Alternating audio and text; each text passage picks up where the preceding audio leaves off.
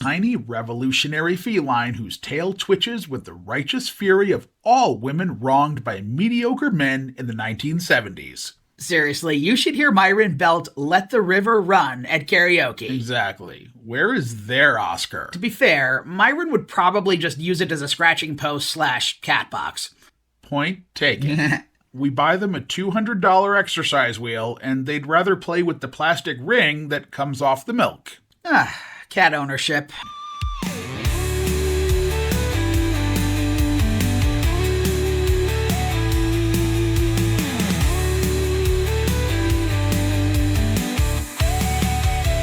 Come Upstairs transports us back to when we were 12 and first saw Carly Simon in that stack of CDs in our family van. And we remember how our whole body pulled back even while something else leaned in. Because we were raised on that 90s misogyny, right? Oh, yeah. That idea that a woman has to be cute or tiny or easy to swallow, and Carly was none of that.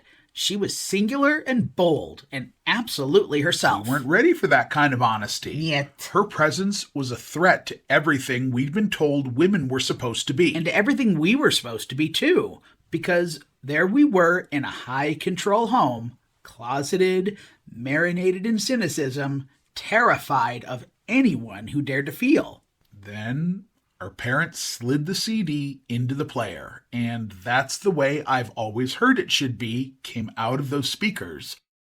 And that song hit us like emotional contraband. It felt like poison because it was naming the truth. So much. Naming suffocation, naming the lies we were drowning in, and at 12, we didn't have the words for any of it. Yeah, we only knew we were supposed to recoil from a woman who refused to disappear herself.